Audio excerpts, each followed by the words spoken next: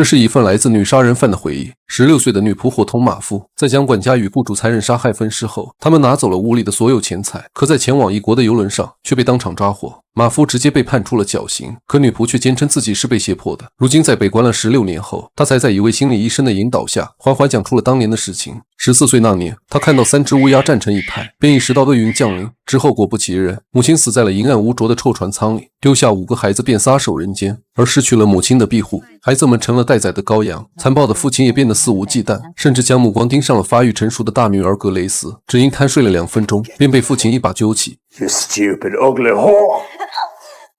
即便女儿已经昏迷过去，酒鬼父亲也不愿让她闲着，但好在她及时醒来。而看着又睡死过去的父亲，格雷斯产生了一个恐怖的想法，举起装满土灰的钢桶，随即便朝床边走去。可在砸下去的瞬间，他却犹豫了起来。但他并不是不敢杀了这受父，只是怕弑父的罪名太过沉重。而以上画面就是出自于格雷斯的回忆。可在16岁那年，他却成为了杀害2条人命的帮凶，先是被判处了绞刑，后又改为无期徒刑。如今在遭受了长达16年的逼供后，他仍坚持无罪，以至于枫叶国的公民们都开始怀疑他是被冤枉的。而迫于舆论的压力，法院专门从美国请来了心理医生乔丹，来判断当年的格雷斯是否属于被胁迫杀人的。而格雷斯也十分清楚，只要医生的一句话，他立马就能重获自由。于是一件崭新的谋杀案便从格雷斯清澈的眼神和曼妙的语调中娓娓道来。 Yes, Mark's made me do it! She's a whore! Murderer!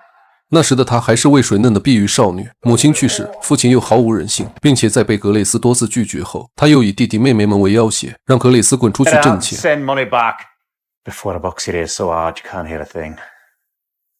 为了可怜的弟弟妹妹们，格雷斯只能噙着眼泪外出打工。他先是来到一处富人家当女佣，而在这里，他结识了这辈子最要好的朋友玛丽。玛丽的脸上总是洋溢着笑容，她就像个大姐姐般，教会了格雷斯很多东西。可在某天深夜，懵懂的少女出来朝孕，她惊恐地四下尖叫，以为自己命不久矣。好在玛丽温柔的安抚和耐心的解释，让格雷斯懂得了其中的深意。但同时，他也收到了好友的一句忠告：从现在起，一定不要轻易相信男人。接着，为了庆祝格雷斯的蜕变，玛丽告诉他，传说只要一次性将苹果皮削完，就能得知未来丈夫的第一个字。格雷斯照做了，并顺利得到了一个带着 J 的字母。可玛丽就没那么幸运，连续削了3个都没有削下完整一颗，而这也似乎预示了她往后的命运。果然，隔天一早，第一个带 J 的人出现了，他叫杰无基，是个跑江湖的。而在他看到格雷斯的第一眼，一股莫名的熟悉感竟油然而生。于是他主动为格雷斯卜了一卦。 You will cross water 3 times. You will have much trouble. But all will be fine in the end. You're one of us. 一语成谶，这句话竟真成了格雷斯一生的写照。而就在杰无基走后，主人家的流氓少爷回来了。他总喜欢在2位少女前开些俏皮的玩笑，而玛丽也会在面对他时露出一抹娇羞的微笑。渐渐的，2人的关系日渐亲密，甚至少爷还故意装病，只允许玛丽能进屋照顾他。可好景不长，夫人察觉出了2人的亲密，她先是警告儿子不能和家里的下人交朋友，又给他介绍了位贵族的女儿。果然有了新欢后，少爷就将玛丽抛之脑后。从此，玛丽的脸上再也没有了笑容，并且还经常呕吐。这一幕让格雷斯异常不安，因为他记得母亲也有过同样的经历。夜晚，玛丽在反复的呕吐中，精神终于崩溃。她拿出戒指，哭着说：“她食言了。”格雷斯问她男人是谁，但玛丽却不敢坦白，因为说出来必然会被解雇。I'll have to go to the street and become a sailor's trap to feed myself and the baby. That kind of life will be the end of me soon. 格雷斯只能劝她和男人再好好谈谈，但残忍的是，男人不仅只给了5元的补偿，而且还警告玛丽别想用孩子来缠上他。He said it wouldn't catch him this way. He said he doubted the child was even his. He said if I wanted a quick end to my troubles, I should just go and drown myself.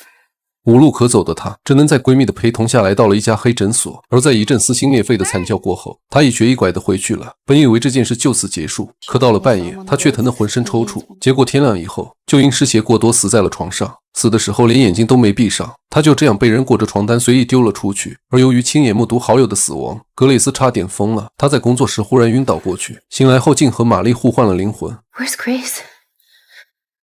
What has happened? Where's Grace? Grace. You are Grace. Mary has died. No.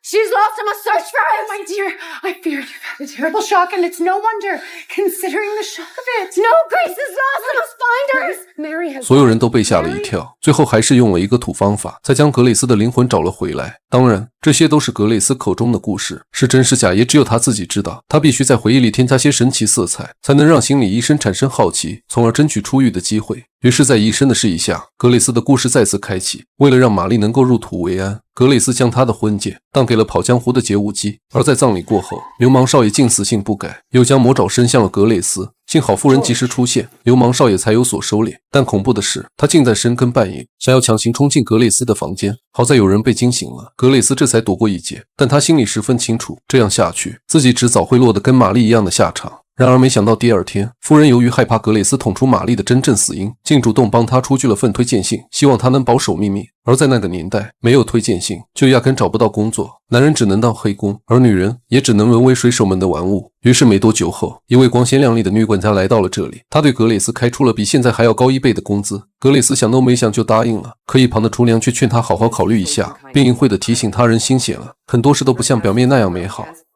And I didn't have the least idea of what she was talking about. Have you heard any harm spoken of Mr. Kinnear? Nothing the world at large would call harm. It was like a puzzle I could not guess. And it would have been better for all if she had spoken more plainly. But the pay was higher than anything I'd had before, which weighed heavily on me. But what weighed even more heavily on me was Nancy Montgomery herself. She resembled Mary Whitney. Or so I then thought, and I'd been depressed in spirits ever since Mary's death. And so I decided to go. 他本以为离开了这里，一切便会重新开始，然而接下来的故事竟逐渐偏离了所有人的预期。在去往新雇主家的路上，格蕾丝被同车的老流氓纠缠，一下车便想拉着他去旅馆放松，而这一幕也恰好被前来接他的新雇主看到。 Would your name be Grace Marks? Yes. Is this man a friend of yours? No, he is not. The lady does not desire your company. She is no lady. She's a whore. I'm Thomas Kinnear, your new employer. I've come to fetch you. 格蕾丝有些震惊，因为在他的记忆里，不仅从未有人替他出过头，而且还扶着他坐上马车。 Just as if I was a fine lady. And there we were, driving up Young Street. 而当他来到新雇主的家里后，就更是被眼前的一幕震惊。身为管家的南希，竟可以肆无忌惮地穿着华服，并且她的耳朵上还搭配了一对纯金的耳环。可正常管家的工资是根本买不起这样的装饰品的。带着这些疑惑，格蕾丝进入了雇主家里。新雇主家里的成员很少，除了女管家外，还有一位马夫，他叫麦克，不仅脾气火爆，而且和南希的关系十分不好。He can suit himself and welcome to Smile or the open road for him. Or more likely the bottom of the ditch. 他带着格蕾丝熟悉了整座屋子，但唯独有个地下室，南希不愿带他下去。接着画面一转，心理医生问格蕾丝 I understand what is stored in the cellar. Of course. We did not go down into the cellar at that time. Nancy, who was now all smiles, showed me to my room. I'm very glad to see you, Grace. You must be very tired after your journey. It's very fatiguing. Why don't you rest and start work in the morning?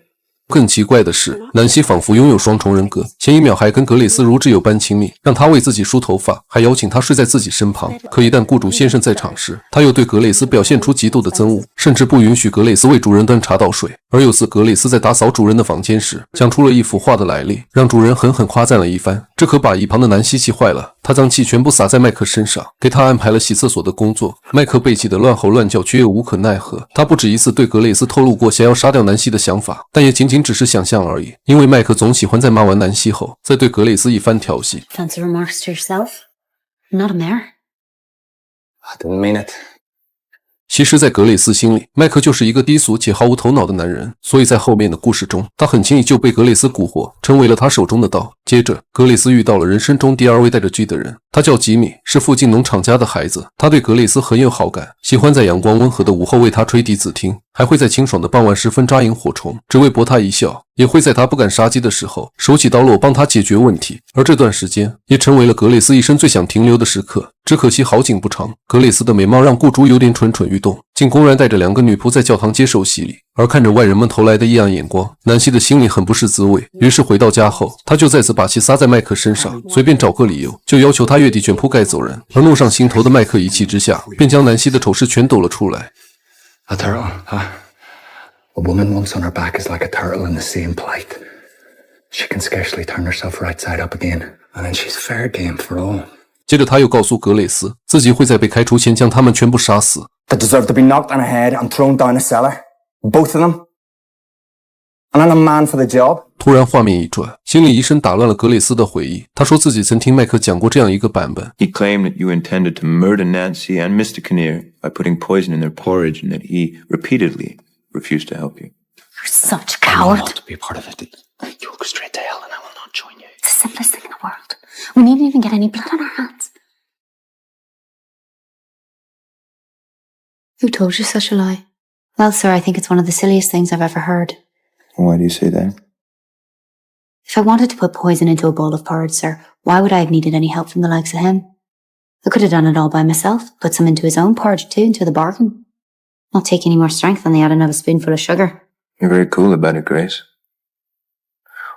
Why would he say that about you if it was false? 接着格蕾丝再次陷入回忆。自从得知了南希的丑闻后，他就丧失了对南希的尊重，还反抗起了他的吩咐。而那段时间，雇主也开始对他动手动脚，这些南希都看在眼里。于是他一脸坏笑的给格蕾丝放了半天假，还特意将自己的帽子借给他，让他去乡间田野散散心。而当格蕾丝来到一片果林时，突然感到一阵孤独。他想起了与弟弟妹妹们在一起的快乐时光，可就在这时，吉米却手提鲜花出现在他身后，并在得知了格蕾丝因没有朋友的陪伴而伤心哭泣时，他满脸幼稚地说道：“自己不仅现在要当他的朋友，而且等他长大攒够了钱，还要风光的娶格蕾丝回家。”这些话让格蕾丝异常感动，但他毕竟比吉米大了3岁，不愿被人说成老刘吃嫩草。可再又看到吉米爱死不活的样子，辩补了一句 Thank you for your offer, I'll consider it. 而也就是这句话，让吉米等了整整30年。但那天下午发生的一切都被雇主用望远镜看到了，于是便质问起格蕾丝与吉米的关系。格蕾丝有些慌了，连忙解释他们之间没有什么。而在雇主一副难以置信的离开后，麦克也知道了小树林的事情。 I'd do it for him myself if he wasn't such a baby. Such a fine cradle robber you are. 显然这场戏就是南希一手策划的，他在用自己的方式捍卫自己的领地。而正当格蕾丝在因被监视而困惑的时候，杰乌基金来到了这里。他告诉了格蕾丝几件事情：第一，他不再是个跑江湖的，现在已经混成了催眠师；第二，他打听了格蕾丝的雇主，专门对年轻的女仆下手；第三，他想带格蕾丝一起前往美国。 I'm willing to help you and care for you, and I tell you truly, you are surrounded by dangers here. 可也就在格蕾丝犹豫之际，麦克却刚好回来。 I know the devil, not you, be. What the devil is he doing on the kitchen, Grace? He's a peddler and well known to me. Mr. Kinnear will be annoyed to find out that you have been wasting good beer and cheese on a common rogue of a peddler. Mr. Kinnear would not refuse an honest man a cold drink on a hot day. I should be leaving. 为了避免冲突，格蕾丝只能先将杰乌基送走。但也就在这时，格蕾丝却发现南希竟领了位医生回家，并且他也出现了之前和玛丽一样的呕吐。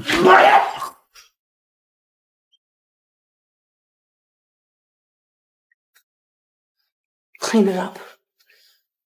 格蕾丝仿佛意识到了什么，于是当天夜晚，她偷偷来到主人房间，果然发现两人的关系非同寻常，而且南希还在试探主人对格蕾丝有没有想法。结果得到的回应竟是垂涎3尺。在听到这些后，格蕾丝被噩梦缠身，首先梦到麦克对她伸出了魔爪，接着是流氓少爷，然后是现在的雇主，而最后一个竟是他的父亲。另外，他还在树上看到了3具无头的天使对自己微笑。可第二天格蕾丝醒来后却发现，那只是3条床单被风吹到了树上。接着，南希在得知雇主对格蕾丝也有想法后，为了自己和孩子的未来，便让她在2天后卷铺盖走人。可在那个年代被辞退的女仆，只能沦落街头，成为水手们的玩物。她后悔没有跟着杰乌基一同离去。在想到这后，她瞬间就哭了出来。马夫麦克问她怎么了，她很想说希望管家去死，但其实不说麦克也猜得出来，他也早就想杀了那个咄咄逼人的管家。而在第二天主人离开家后，南希便趁这个机会让他们走人。可这句话也成了南希最后的遗言。麦克的计划是先灭了管家，然后再干掉雇主，最后拿走所有值钱的东西，一起逃到国外。如果格蕾丝不同意，就别怪他心狠手辣。说罢，麦克抄起斧子直奔房间走去，而格蕾丝就静静地站在门口，一脸冷漠地听着屋里的惨叫。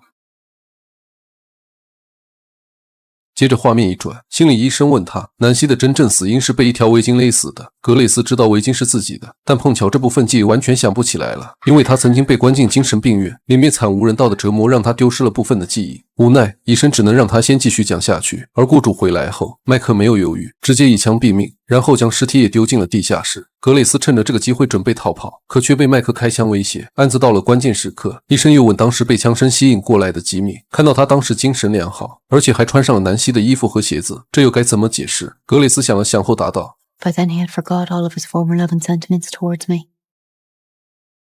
and only wished to damage me and have me hanged if possible. 他说吉米的证词毁了自己，而且当时听到宣判绞刑的命令后，他还晕倒在了尖锐的围栏上。如果不信，他可以展示伤疤。医生被他这个举动给震惊了，连忙制止了他。可两段关键记忆的丢失，让医生陷入了迷惘。要么他是真的失忆，要么他的心机深不可测。为了验证猜想，医生请了一位大名鼎鼎的催眠师，但没想到这位催眠师竟是16年前的杰武基。而格蕾斯在看到他的第一眼，就激动地晕了过去。醒来后，杰武基对他做了一个熟悉的手势，格蕾斯瞬间明白，他要让自己装病，将催眠的时间推迟。而在这期间，他还单独对格蕾斯讲了催眠的注意事项。在一切准备就绪后，他将已经被催眠的格蕾斯用灰纱盖上，然后让医生随便提问。但没想到，当医生问到他口中的故事是否真实时，格蕾斯的声音却突然变成了死去多年的玛丽。他声称早就潜伏在格蕾斯的身体里了，可医生明显不信这种鬼神之说。Grace, stop playing tricks. I am not Grace. Is that really you? Don't be afraid. Speak the truth. 但没想到玛丽直接看穿了他。 Really, Doctor? You're such a hypocrite. You want to know if I kissed him, if I slept with him, if I was his paramour, is that it? Yes. You'd like to know that, so I'll tell you. I would meet him outside in the yard. I'd press up against him. I'd let him kiss me. That was all I'd let him do. I had him on a string. Mr. Kinnear as well. I had the two of them dancing to my tune. 他承认自己用梅斯折服了麦克，让他成为了自己的傀儡，并且南希也是他亲自勒死的。但这一切都与格蕾斯无关。 Grace knew nothing about it. Stop.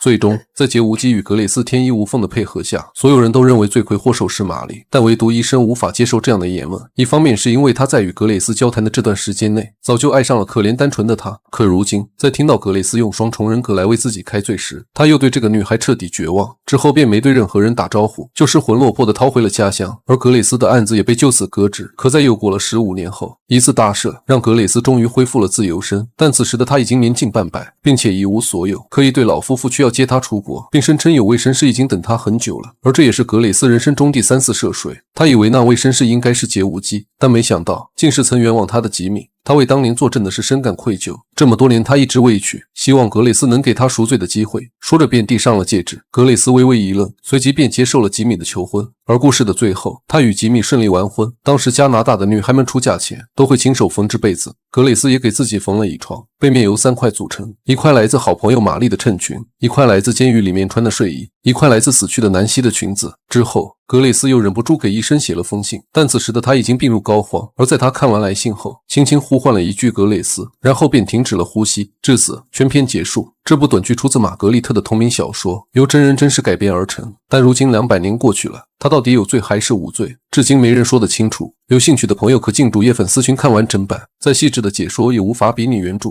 我是小吴聊电影，期待与你的每一次相遇。